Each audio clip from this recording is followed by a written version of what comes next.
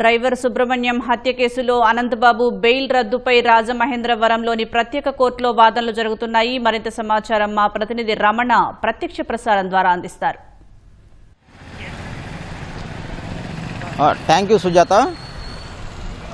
Driver వీధి సుబ్రహ్మణ్యాన్ని హత్య చేసినటువంటి కేసులో ముద్దాయిగా ఉన్నటువంటి వైసీపీ ఎమ్మెల్సీ అనంతబాబుకు ఇచ్చినటువంటి బెయిల్ను రద్దు చేయాలని చెప్పేసి పోలీసులు న్యాయస్థానాన్ని ఆశ్రయించారు.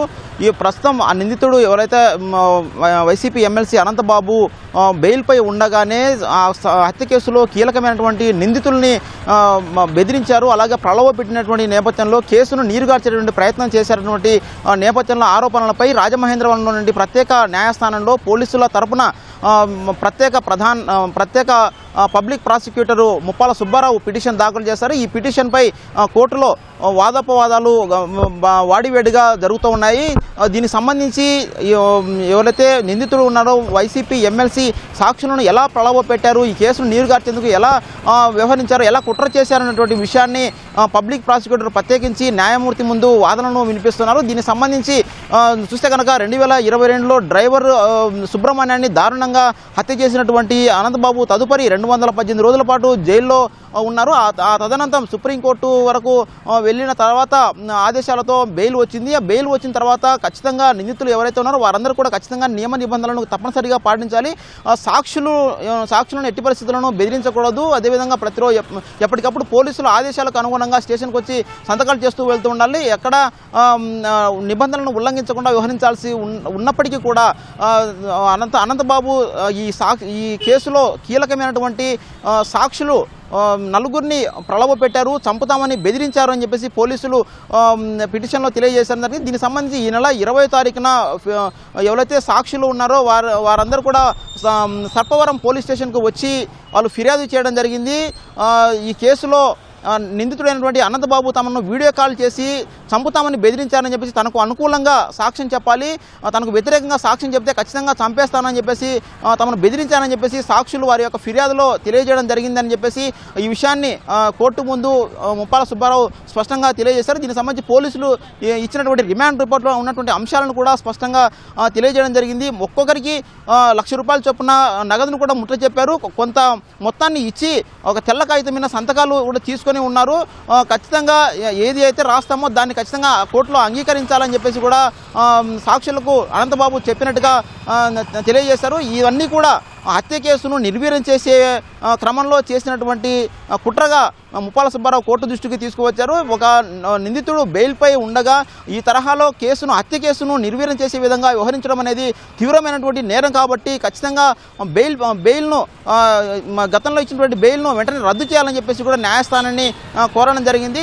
దీనికి సంబంధించి అనంతబాబు ప్రత్యేకించి వారి యొక్క ప్రమేయం చాలా బలంగా ఉంది. వీడియో కాల్ ద్వారా సాక్షులను బెదిరించారని చెప్పేసి దీనికి సంబంధించి సాంకేతిక ఆధారాలు కూడా పోలీసులు సేకరించారని చెప్పేసి వారు స్పష్టంగా రిమాండ్ రిపోర్ట్లో ఉన్నటువంటి అంశాలను కూడా తెలియజేయడం జరిగింది. వీటితో పాటు మరో 4 కూడా ఉన్నారు. మొత్తం 5 నిందితులు కాగా మరో 4 కూడా ఒకరు రౌడీ షీటర్ ఉన్నారు, మరొకరు వారి అనుచరులు కూడా ఉన్నారు, వైసీపీ సంబంధించినటువంటి సానుభూతి పరులు ఉన్నారు. వీరందరూ కలిసి సాక్షులను బెదిరించడం ద్వారా కేసును నీరుగార్చారు, తద్వారా నిబంధనలను ఉల్లంఘించి తీవ్ర నేరానికి పాల్పడ్డారని చెప్పేసి స్పష్టం చేయడం జరిగింది. దీనికి సంబంధించి పూర్తి స్థాయిలో గంట సేపు వారు వాదనలు వినిపించారు.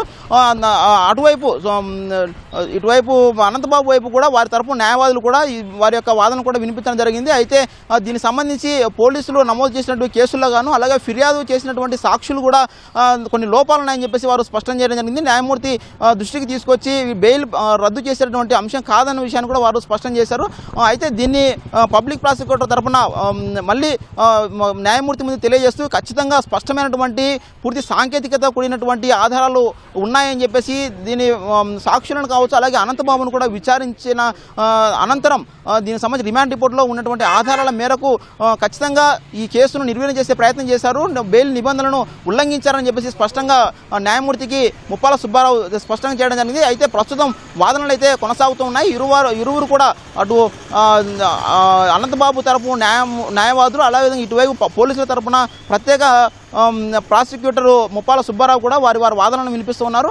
దీనికి సంబంధించి కీలకంగా మరికొద్ది సేపట్లో ఉన్నాయి. దీనిలో మెరిట్స్, కేసు యొక్క మెరిట్స్, సాంకేతిక ఆధారాలు, అలాగే బెయిల్ నిబంధనలను ఉల్లంఘించినట్టుగా ఉన్నటువంటి పూర్తిస్థాయి ఆధారాలను పరిగణలోకి తీసుకొని న్యాయమూర్తి తీర్పు ఇవ్వనున్నారు. దీనికి సంబంధించి ప్రతి అంశాన్ని కూడా సాంకేతిక ఆధారాలు సేకరించి పోలీసులు అయితే కోర్టుకు సమర్పించడం జరిగింది. అదే సమయంలో ఇప్పటికే అరెస్ట్ అయి ఉన్నారు.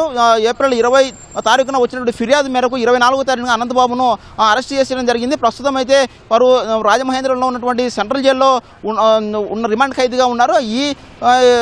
ఈ అంశాలను కూడా దీనిపైన కూడా బెయిల్ ఇవ్వాలని చెప్పేసి మరో పిటిషన్ కూడా అనంతబాబు తరపు న్యాయవాదులు ఇదే కోర్టులోనే పిటిషన్ దాఖలు చేశారు. అది రేపు విచారణకు వచ్చే అవకాశం ఉంది. అదేవిధంగా పోలీసులు ఈ కేసులో సాక్షులను ప్రభావితం చేసినటువంటి అంశంపై నమోదైనటువంటి రెండో కేసులోను కూడా అనంతబాబును కస్టడీకి తీసుకోవాలని చెప్పేసి, దీనికి అనుమతి ఇవ్వాలని చెప్పేసి పోలీసులు నిన్న కాకినాడ కోర్టులో పిటిషన్ దాఖలు చేయగా దాన్ని రాజమహేంద్రవరం కోర్టు కూడా బదిలీ చేయడం జరిగింది. దీనిపైన కూడా ఇటు పబ్లిక్ ప్రాసిక్యూటర్ ముప్పాల సుబ్బారావు వారి యొక్క వాదనలు వినిపిస్తున్నారు. ఈ కేసును లోతుగా విచారించాల్సిన అవసరం ఉంది కాబట్టి తప్పనిసరిగా ఇటు కస్టడీకి అనుమతి ఇవ్వాలని చెప్పేసి కోరుతున్నారు. అదే సమయంలో ప్రత్యేకించి గతంలో సుప్రీంకోర్టు ఇచ్చినటువంటి బెయిల్ను వెంటనే రద్దు చేయాలని చెప్పేసి ప్రధానంగా న్యాయస్థానాన్ని కోరారు. దీనికి సంబంధించి మెరిట్స్ ఆధారంగా న్యాయమూర్తి కీలక నిర్ణయం తీసుకున్నటువంటి అవకాశం ఉంది. అయితే పోలీసు వర్గాలు అలాగే న్యాయ వర్గాలు చెబుతున్నటువంటి అంశాలను చూస్తే కనుక ఖచ్చితంగా బెయిల్ రద్దు అయ్యేటువంటి అవకాశాలు ఎక్కువగా ఉన్నట్టుగా వారైతే చెబుతున్నారు.